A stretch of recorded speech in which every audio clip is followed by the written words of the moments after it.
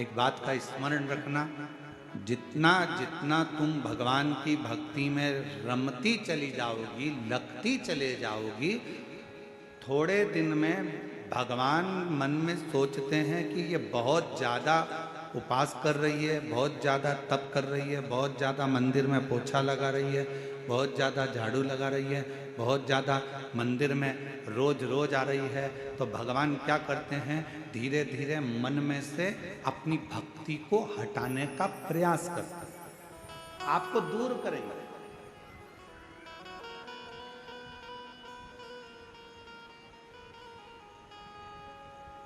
आपको अपनी भक्ति में से थोड़ा थोड़ा भगवान दूर करने का प्रयास करेंगे, जिससे ये मुझसे दूर हो जाए।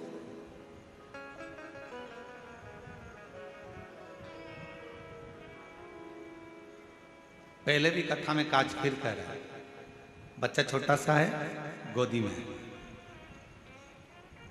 माँ बच्चे को कब उतारती है, जब वो बच्चा खिलौने से खेलने लगता है। भगवान अपने भक्त को वैभव देते हैं, गाड़ी देते हैं, बंगला देते हैं, धन देते हैं, संपदा देते हैं, सत्ता देते हैं, सब कुछ देते हैं, और धीरे धीरे मेरे भोले बाबा आपको अपने आप से दूर कर लेते हैं। उस समय पर आपको चतुरता चाहिए। आप कितने भी व्यस्त रहो, आप कितने भी मस्त रहो, आप कितने भी काम में लगे रहो, पर मेरे शंकर भगवान का मंदिर मत छोड़ना, मेरे शिव का शिवालय मत छोड़ो, शिव पुराण मत छोड़ो, शंकर का भजन मत छोड़ो, मेरे महाकाल राजा का द्वार मत छोड़ो, मेरे कुबेर भंडारी का स्मरण मत छोड़ो। बहुत व्यस्त रखेगा वो।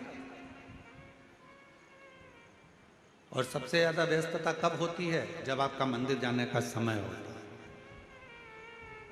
आपने सोचा कि सुबह टाइम नहीं मिलता तो मैं 10 बजे मंदिर जाऊंगी, तो भगवान सबसे ज्यादा व्यस्त तुम्हें 10 बजे कर देगा। तुमने सोचा कि मैं 10 बजे मंदिर नहीं जाऊंगी, शाम को 4 बजे जाऊंगी, जब सब दुकान चले जाएंगे, बच्चे स्कूल चले जाएंगे, सब अपने काम में लगे, 4 बजे मंदिर जाऊंगी, भगवान इतना व्यस्त कर देगा 4 बजे कि तुम मंदिर नहीं जाओ। फिर तुमने सोचा अब ऐसा नियम बनाती हूँ कि शाम को 7 बजे मंदिर जाऊंगी, सब आ जाएंगे, सबका खाना बना दूंगी, सबको घर में रुक के फिर मैं मंदिर। भगवान ऐसी व्यस्तता लाएगा कि 7 बजे भी तुम्हारा मंदिर का समय छूट जाए, तुम्हें दूर करेगा।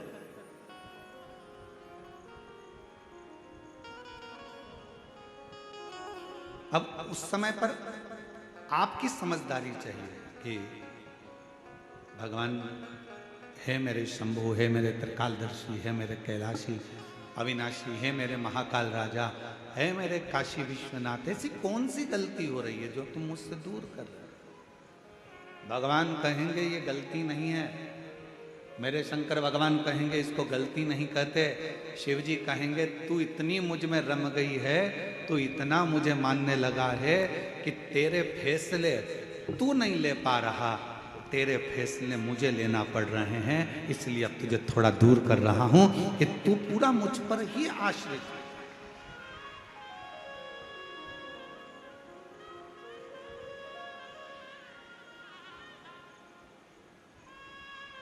तारकासुर था असुर,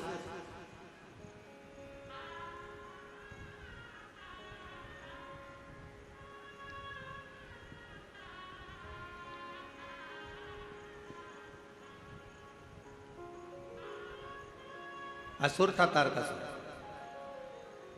पर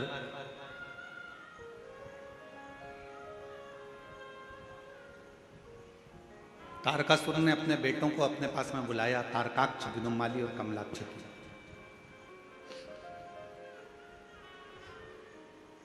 तीनों को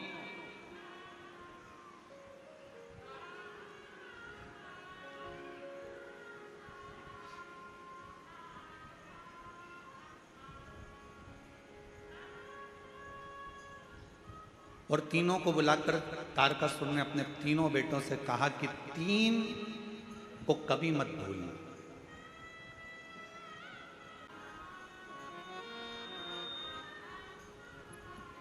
तारकासुर ने अपने तीनों बेटों को बुलाकर कहा कि 3 को कभी मत भूलना। पहले नंबर पर मुसीबत में डालने वाले को कभी मत भूलो, ये बार बार मुझे मुसीबत में डाल देता है। दूसरा, मुसीबत से निकालने वाले को कभी मत भूलो, जो तुम्हें दुख से, तकलीफ से, मुसीबत से निकाल दे। और तीसरे नंबर का, मुसीबत में साथ देने वाले को कभी मत भूलो, जो तुम्हारे साथ में चल रहा है।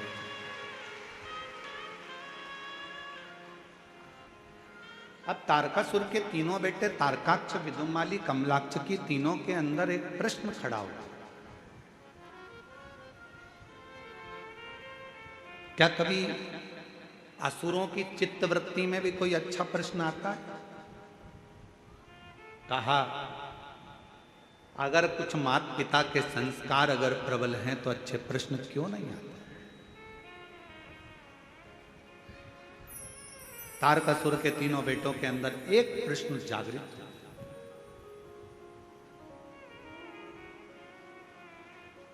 और वो प्रश्न कौन सा था? तारकासुर के तीनों बेटों ने कहा, पिताजी आप कहते हो मुसीबत में डालने वाले को कभी मत भूलो, मुसीबत से निकालने वाले को कभी मत भूलो, और मुसीबत में साथ देने वालों को कभी मत भूलो।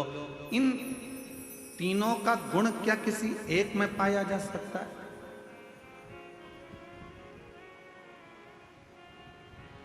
क्यों नहीं? तारकासुर ने कहा, एक देव ऋषि नारद ऐसे हैं जो संपूर्ण जगत के कल्याण के लिए कहीं ऐसा क्रम उत्पन्न कर देते हैं कि व्यक्ति को लगता है कि मैं मुसीबत में, और वही देव ऋषि नारद आकर उसको मुसीबत से निकाल भी देते हैं, और वही देव ऋषि नारद उसको मुसीबत में साथ भी देते रहते हैं, उसको मंजिल तक पहुंचाने का काम। कोई प्रसंग कहा,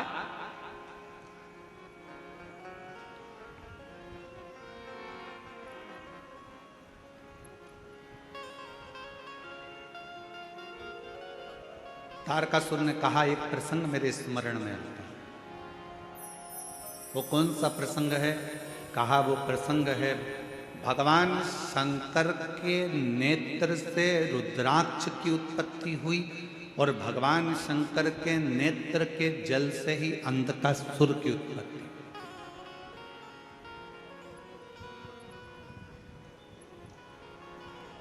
जो तपस्या कर कर नेत्र बंद कर कर रखे थे, तपस्या कर कर नेत्र बंद कर कर जो अश्रु गिरा था, उससे रुद्राक्ष का जन्म हुआ। रुद्राक्ष का जन्म। और इतने में माता पार्वती जी ने आकर आंखों को बंद कर लिया, और भगवान शंकर के नेत्र से जो जल गिरा उससे अंधकासुर हुआ।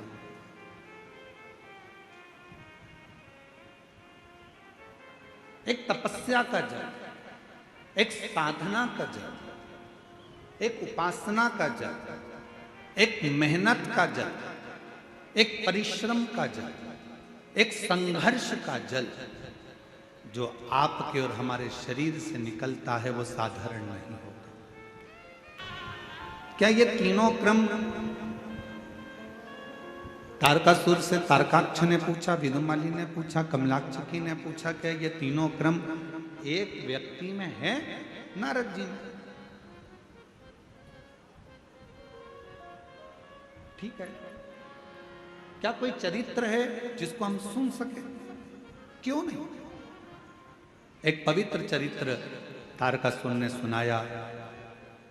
सुनो तारकाक्ष, विदुमाली, कमलाक्षकी, शंकर भगवान के नेत्र बंद करने से उनके नेत्र से जो अश्रु निकला, उससे एक बच्चे ने जन्म ले लिया जिसका नाम था अंधकासुर।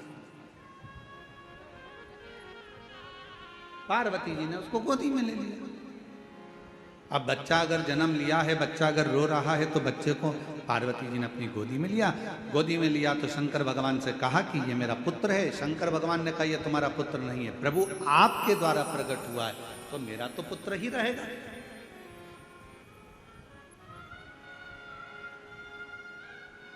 यदि आपके द्वारा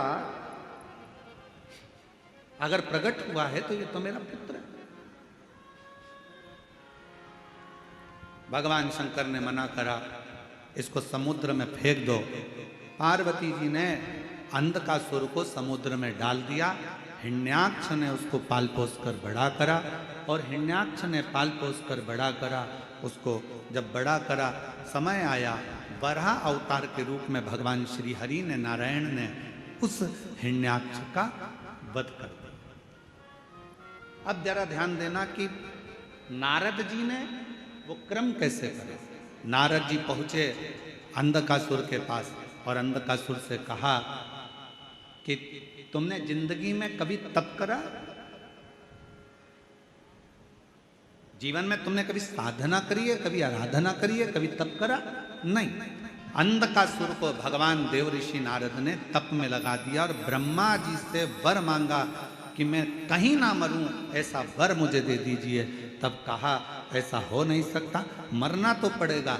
तब देव ऋषि नारद से फिर पूछा अंधकासुर ने कि ब्रह्मा जी मुझे अमर होने का वर नहीं दे रहे, तो मैं वर कौन सा लूं? तो कह दिया एक वर मांग लो कि तुम्हारा तो कोई ना माँ है ना तुम्हारा कोई पिता है। हिरण्याक्ष ने तो तुम्हें पाला पोसा था, इसलिए तुम वर मांग लो। जिस दिन मैं अपनी माँ को गलत दृष्टि से देखूंगा, बस उसी दिन मेरे प्राण छूटे। नारद जी के कहने पर अंधकासुर ने वर मांग लिया ब्रह्मा जी से। ब्रह्मा जी ने तथास्तु भी कहा।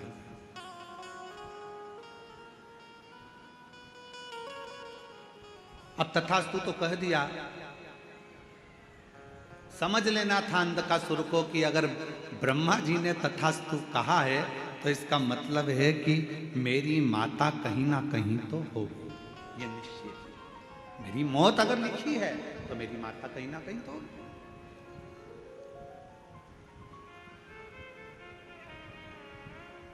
दे दिया भाई। और समय आया, तारकासुर ने अपने पुत्र तारकाक्ष, विदुम्माली और कमलाक्ष की तीनों से कहा, सुनो अब देखो, नारद जी का काम देखिए कि ये असुर था, इसको मरना था, इसके प्राण जाना थे, पर इसको तप साधना में लगाकर इसको वर दिलवा दिया। और वर दिलवाकर जब ये अपनी माता पार्वती की सुंदरता का बखान करेगा और पार्वती को अपनी अर्धांगिनी बनाने का जब प्रयास करेगा, तब इसके प्राण छूटेंगे।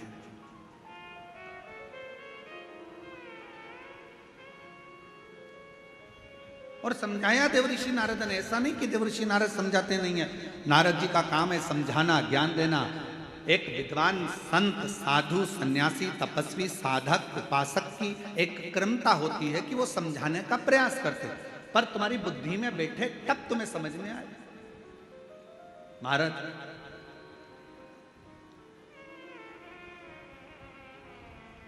वो कहते हैं ना कि जब लड़के के लिए लड़की देखने जाते हैं तो फूफा जी जाते हैं, मामा जी जाते हैं, काका जी जाते हैं, बड़ा भैया जाता है, दामाद जाते हैं, सबको फोन लगाया जाता है, अरे दामाद जी तुम्हारे साले के लिए लड़की देखने जाना।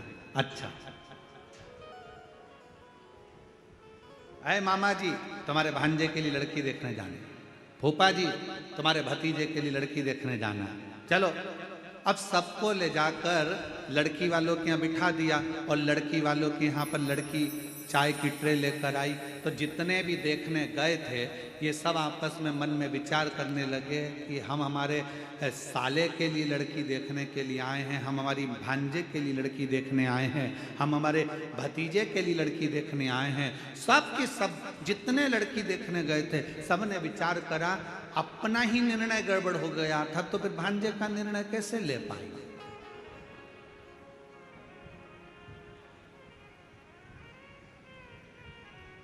जब हमारी शादी की बात आई तो हमने विचार करा, मामा सोचे कि हमने विचार करा, फूफा सोचे हमने विचार करा, दामाद सोचे हमने विचार करा, हमारा निर्णय हमको ही अच्छा नहीं मिल पाया तो हम हमारे साले के लिए कौन सा निर्णय ले पाएंगे। ये विचारणीय हो जाता है। परशु महापुराण की कथा एक बात कहती है, जन्म, मरण और परण ये तीन मेरे शंकर भगवान के हाथ में हैं। भगवान शिव ने ये किसी को नहीं, ये भगवान शिव ने किसी को नहीं दिया। जन्म कब होना है, कहाँ होना है, कैसे होना है, कितनी बजे होना है, ये निश्चित स्वयं देवाधिदेव महादेव करते हैं। मरण मृत्यु कहाँ होना है, किस जगह पर होना है, भले तुम कहीं पर भी रहते हो, पर तुम्हारी मौत जहाँ लिखी होगी, जब लिखी होगी, जिस जगह पर लिखी होगी, जिस घड़ी में लिखी होगी, उस घड़ी में, उस पल, उस समय में मृत्यु तुमको लेकर चली जाएगी। और अगर तुम्हारी मौत नहीं लिखी है तो चाहे दुनिया के लोग मृत्यु के घाट उतर रहे हों, बाबा भोलेनाथ उस व्यक्ति को कैसे भी काल के पंजे से निकाल कर बाहर ले आएंगे। कोई बच जाएगा और मालूम पड़े बाकी के मर जाए।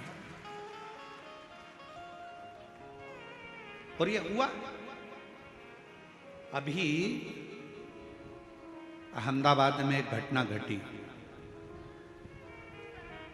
बोलो टीवी पर देखी थी कि नहीं देखी थी? अरे जम के तो बोलो, देखी थी। अहमदाबाद में घटना घटी। कितना अच्छे अच्छे सब अपने अपने भावों से जा रहे थे। सबके हृदय में भगवान समाहित था, सबके हृदय में शिव था। फ्लाइट में बैठ भी गए, फ्लाइट उड़ भी गई। उस कैंपस में मेडिकल कॉलेज के जो बच्चे थे वो भोजन कर रहे थे। उनको क्या मालूम था कि हमारी मौत यहाँ लिखी है, हमारी मृत्यु यहाँ लिखी है। वो फ्लाइट में उड़ने वालों को क्या पता था कि हमारी मृत्यु यहाँ लिखी है? किसको मालूम?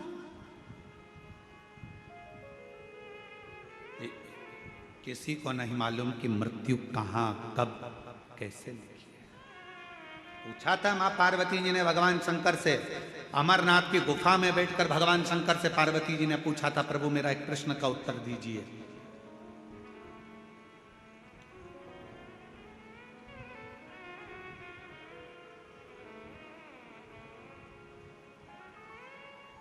मृत्यु की तिथि, मृत्यु का समय, मृत्यु का पल, मृत्यु की घड़ी कब लिखी जाती? थोड़ा ध्यान देना। पूर्व में क्या हुआ है, तुमने कितना कमाया, कितना गमाया, पूर्व में क्या तुम्हारे पास था, क्या नहीं था, ये बताना सरल है। पर आने वाला समय क्या कह रहा है, कितने दिन जियोगे, कब चले जाओगे, कब आखिरी श्वास होगी, कब भगवान का भजन कर रहे होगे, कब प्राणों को त्याग रहे होगे, ये बताना कठिन है, बहुत कठिन। कोई कितना भी विद्वान संत बन जाए, कोई कितना विद्वान साधु बन जाए, कोई कितना विद्वान सन्यासी बन जाए, कोई कितना भी बड़ा महाराज बन जाए, वो बता नहीं सकता। याद रखना, सबसे पहला दर्शन करने के लिए मेरे शंकर भगवान राम जी के दरवाजे पर गए थे। मां कौशल्या जी की गोद में से राम जी को गोद में लेकर दर्शन किया था। क्या मेरे शंकर भगवान को नहीं मालूम था कि राम जी को 14 वर्ष के लिए वनवास जाना पड़ेगा? मेरे राम जी को मालूम था। क्या मेरे राम जी को नहीं मालूम था कि सीता जी का परित्याग करना पड़ेगा? मेरे शंकर भगवान को मालूम था। पर मेरे शंकर भगवान ने ये सब कुछ देखा, पर भविष्य नहीं बताया कि आने वाले समय में तुम्हारे साथ क्या होने वाला है।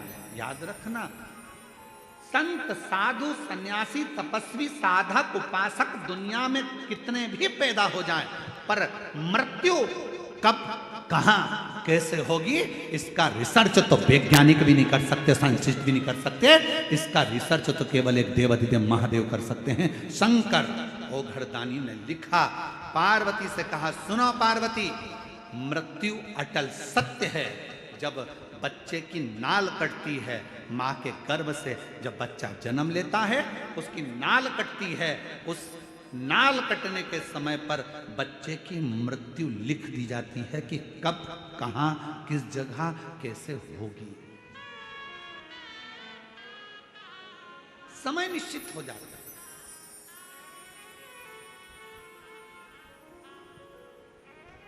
स्वामी विवेकानंद जी का प्रसंग याद कर लीजिए। स्वामी विवेकानंद जी ने रामकृष्ण परमहंस जी से पूछा था कि व्यक्ति को भगवान का नाम कब लेना चाहिए।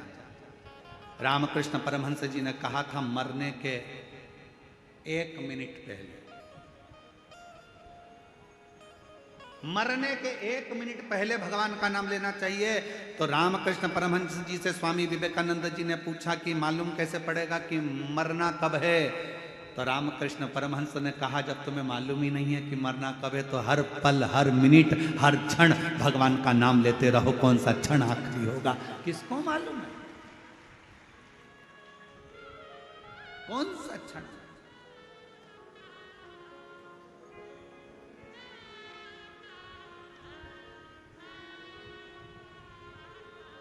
और महाराज, अंत समय प्रभु आना पड़ेगा, वचन दिया तो निभाना पड़ेगा। आए ना आए प्रभु कुटुंब कबीरा, अंत समय प्रभु आना पड़ेगा, वचन दिया तो निभाना पड़ेगा। अंत समय प्रभु आना पड़ेगा। कौन आएगा किसको मालूम? कब, कौन सा पल, कौन सी घड़ी, कौन सा क्षण, कब किसका आखिरी है? इसलिए शिव पुराण कहती है। कई माताएं सोचती है हम परसों के दिन कथा में जाएंगे। अब चौथे दिन संडे पड़ेगा ना, जब हम कथा में जाएंगे, और उससे पहले निपट गई तो इसको मालूम।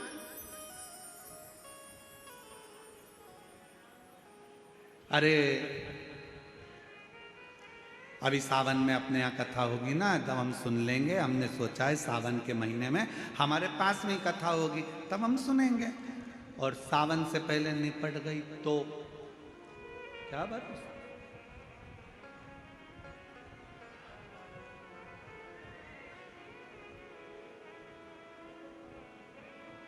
बहुत कठिन है महाराज, बहुत कठिन। खूब भगवान का नाम ले, खेत में काम करो, धान बो, अपनी मेहनत को पीछे मत हटो, परिश्रम पूरा करो।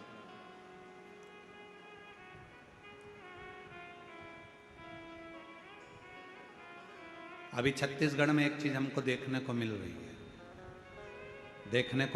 है, इसलिए हम कहने में पीछे नहीं हटते, भले किसी को बुरा लगे चाहे भला लगे। अभी हमको देखने को मिलता है कि कई किसान वर्ग के लोग, गांव के लोग अपनी अपनी जमीन को बेचकर शहर चले जाते हैं और सोचते हैं कि शहर में बहुत सारा सुख होगा, बहुत सारा सुख शहर में होगा। बड़ा बंगला बना लेंगे, जमीन बेची है तो थोड़ा पैसा मिल जाएगा, तो बंगला भी बड़ा बन जाएगा, गाड़ी भी आ जाएगी, सब कुछ आ जाएगा। पर मेरा करबद्ध हाथ जोड़कर निवेदन है इस व्यासपीठ से कि जो छोटे छोटे किसान हैं, जो जंगल गांव में रहते हैं, जिनके पास जमीन है और जो धान की फसल लगाते हैं या अन्य फसल लगाते हैं, उनसे कहूँगा अपनी जमीन बेचकर कभी शहर में मत जाओ। जो गांव में सुख है उस शहर में नहीं मिल सकता। जो अपने गांव में सुख है वो शहर में नहीं। शहर की चमक जरूर लग रही है कि यहाँ गाड़ी मिल सकती है, बंगला मिल सकता है, शहर में पानी मिल जाएगा, शहर में ये मिल जाएगा, एजुकेशन मिल जाएगा, सब कुछ मिल जाएगा। शहर में तुम्हें गाड़ी भी मिलेगी, पैसा भी मिलेगा, धन भी मिलेगा, बंगला भी मिलेगा। तुम जमीन बेचकर जाओगे तो तुम्हारे पास ढेर सारा धन भी होगा, सब कुछ होगा। शहर में सब कुछ मिल सकता है, पर शहर में तुमको जो शांति और प्रेम चाहिए, वो प्रेम और शांति गांव के सिवाय कहीं नहीं मिल सकती।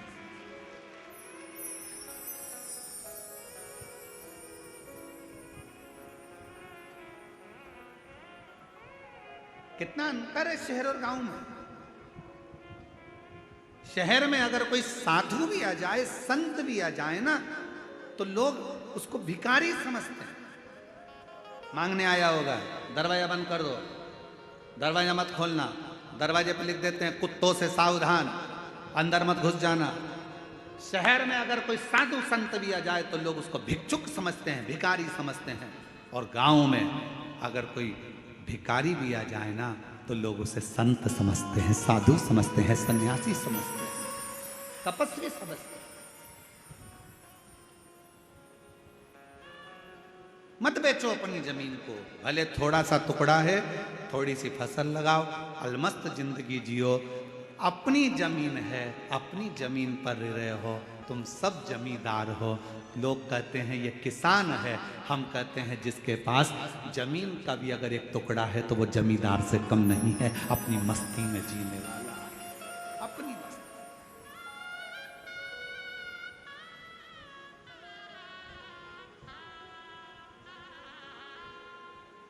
थोड़ा अलमस्त रहो। अपने जीवन को जितना प्रसन्नता में जीने का एक लक्ष्य बना सकते हो, वो छोटे से गांव में ही बना सकते।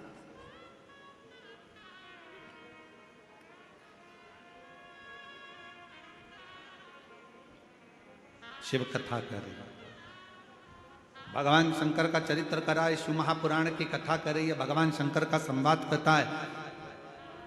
भीतर की जो प्रसन्नता है, देवऋषि नारद ने अंधकासुर को भगवान की भक्ति में लगा दिया। अब वो विचार करता है कि वर मिल गया, वर मिलने के बाद उसने विचार करा कि मुझे शादी करना है, कोई अच्छी लड़की मिल जाए। जो लड़की थी कहाँ, शिव जी उसको ब्याह कर ले गए। माता पार्वती जी की सुंदरता की ओर उसका मन डोल गया, मन उसका विचलित हो गया पार्वती जी की ओर, और आखिरी में पार्वती जी को लेने गया। उसको नहीं मालूम था कि ये मेरी माँ है, इसने जब मेरा जन्म हुआ तो गोदी में मुझे ले लिया था, और मुझे गोदी में लेकर ये निश्चित हो गया था कि ये मेरी माता हो। जब बच्चे की नाल कटती है उस समय पर निश्चित हो जाता है कि इसकी मृत्यु कब होगी, कहां मरेगा, किस जगह मरेगा, किस जगह प्राण छूटेंगे, जल में, थल में, वायु में, विमान में आदि, कहां, गाड़ी में, घर में, जहां उसके प्राण छूटने का होता है वहां का लिख दिया जाता है।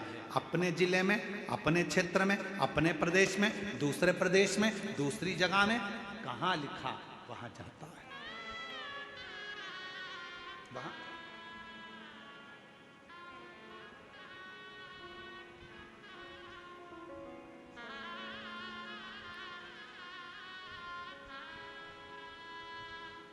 इसलिए शिव पुराण कहती है जितना समय मिले, ये मत सोचना अगली कथा जब छत्तीसगढ़ में होगी ना तब मैं कथा सुनने के लिए जाऊंगी। नहीं नहीं नहीं, काल करे सो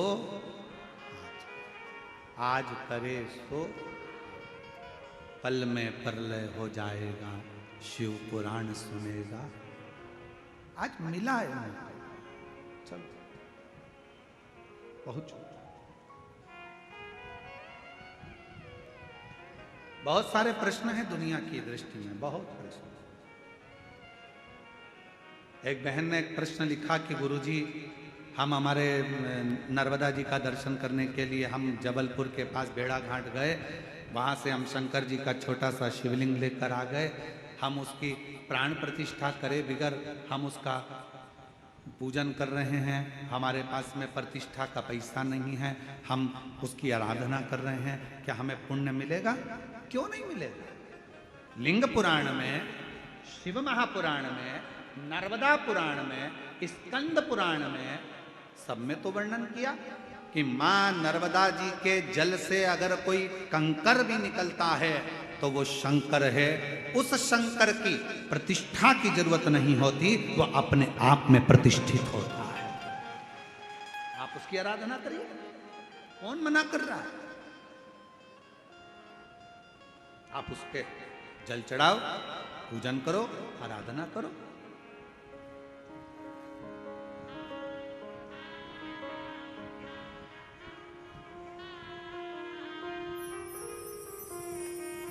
और आप जब उसकी आराधना करेंगे, उसका स्मरण करेंगे तो सुख अपने आप आए।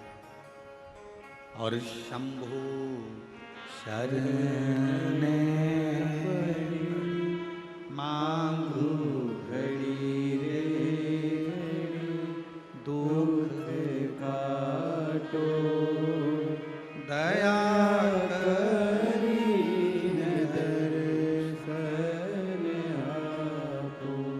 सारे प्रश्न हैं। गुरुजी हम क्या भगवान का नाम ले सकते हैं? हम रजस्वला धर्म में हैं, क्या भगवान को पुकार सकते हैं? द्रौपदी का चरित्र कहता है कि द्रौपदी रजस्वला धर्म में थी, दुशासन बाल खींच कर लेकर गया, भरी सभा में खड़ा कर दिया, चीर खींचने लगा। आखिरी में द्रौपदी ने अपने गुरु जी से पूछा, गुरु द्रोणाचार्य से कहा, गुरुदेव कोई नहीं बचा रहा, मेरे पति नहीं बचा रहे, मेरे काका ससुर, काकी सास बैठी, अंधकार यहाँ पर धृतराष्ट्र गांधारी बैठे, वो नहीं बचा रहे, कोई बचाने को तैयार नहीं है, भीष्म पितामह नहीं बचा रहे, गुरुदेव आप बताओ मैं क्या करूं? तब गुरु जी ने कहा, एक काम कर, वो द्वारका नाथ को पुकारना प्रारंभ कर दे।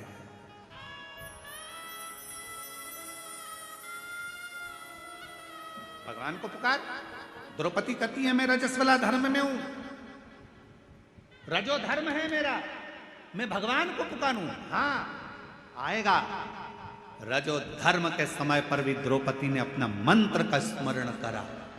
शिव महापुराण की कथा कहती है, भगवान का नाम, तुम शुद्ध हो अशुद्ध हो, तुम स्नान करे हो ना करे हो, तुम कहां बैठे हो उससे भी मतलब नहीं। शिव पुराण की कथा कहती है भगवान का नाम कहीं पर भी पुकार सकते हो। कई लोग कहते हैं हॉस्पिटल में हम रुद्राक्ष पहनकर जा सकते, क्यों नहीं? हम ऐसी वैसी जगह पर रुद्राक्ष धारण कर क्यों नहीं? सर्वस्वता शिव का सर्वस्व। क्या तुलसी की माला में गलत क्रम नहीं आएगा? रुद्राक्ष में गलत क्रम नहीं आएगा? अरे शिव महापुराण की कथा कहती है कि तुलसी जिस पात्र में डल जाती है उसको भी प्रसाद कर देती है, रुद्राक्ष जिसके गले में डल जाता है उसको भी शिवमय बना देता। इसमें क्या सोचना? क्या हम मंत्र जाप करें? करो नाम जाप, भगवान का नाम लेते जाओ, तुम कैसे भी हो प्रभु का नाम लो, प्रभु का। श्री शिवाय नमस्तु, श्री शिवाय नमस्तु। सब बोलो, सब जितने भी बैठे हैं, लाखों की संख्या में आप लोग आए, कोई पंडालों में जगह नहीं है, रोडों पर आप लोग बैठे हो, दिल से बोलिए, भाव से बोलिए, श्री शिवाय नमस्तु, श्री शिवाय नमस्तु, श्री शिवाय नमस्तु, श्री शिवाय नमस्तु। आप भगवान का नाम कहीं पर कभी भी कैसे भी किसी भी घड़ी किसी भी पल किसी भी क्षण पुकार सकते। रात्रि को नींद ना आए, बैठ जाओ, 2 मिनट भगवान का नाम पुकारो। कोई काम अड़चन आ गई है, परिश्रम करो, मेहनत करो, कुछ देर भगवान के नाम का स्मरण करो, भगवान आए आए। जब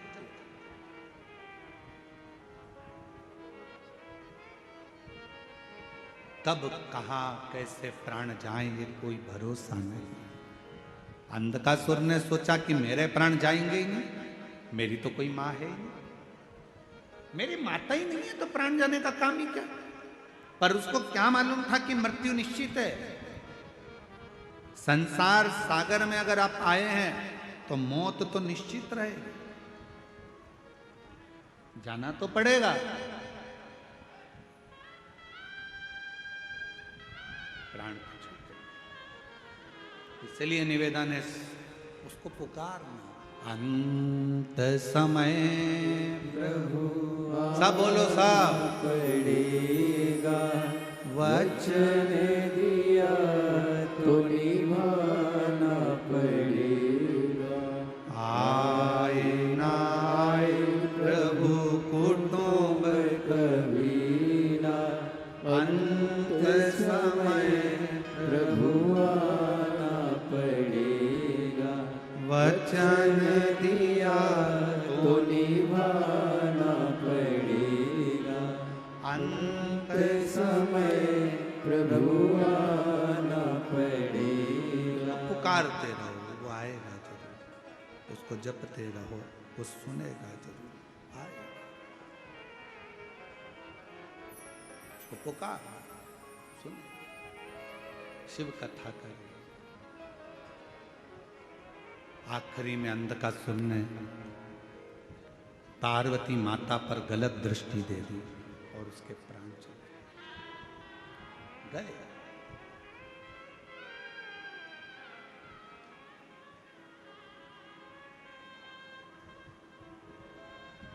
कई लोग ऐसे भी हैं, यहीं बैठे हैं, कई मेरी जीजियां ऐसी बैठी हैं, कई बेटियां ऐसी बैठी हैं, कई जीजा ऐसे बैठे हैं। उनके मन में हमेशा एक बात आ जाती है, ए गुरुजी, हमने भगवान को ऐसे ऐसे कर लिया, गलती हो गई। अब जैसे कल कथा सुनी तो कहा कि गुरुजी आपने बताया कि जिस दिन व्रत होता है उस दिन बेलपत्र नहीं तोड़ना चाहिए, और हमने पुराने समय में हमने पशुपति व्रत करे, हमने तो उसी दिन बेलपत्र तोड़ लिया, तो हमने गलती कर दी। आपको मालूम नहीं था, आपके स्मरण में नहीं था, आपको याद नहीं था। और जब तक मालूम नहीं रहता, स्मरण में नहीं रहता, याद नहीं रहता, तो सोच लेना चाहिए कि हमारा शंकर हमें माफ करता चले जा रहा है, हमारा शिव हमें माफ, हमारा शंकर माफ कर रहा है, ये निश्चित है। हमें स्मरण में नहीं था। अब बार बार पीछे का सोचो, बार बार पीछे का स्मरण करो तो आगे बढ़ पाओगे क्या? अरे बोलो तो जम के, बढ़ पाओगे? नहीं। अरे ऐसा हो गया, अरे वैसा हो गया, अरे ये हो गया, अरे वो हो गया, बार बार पीछे का याद कर। हिरण और शेर में क्या अंतर है? हिरण 90 किलोमीटर पर घंटे की स्पीड से भागता है। कौन? अरे बोलो तो, हिरण। हिरण 90 किलोमीटर पर घंटे की स्पीड से भागता है, और शेर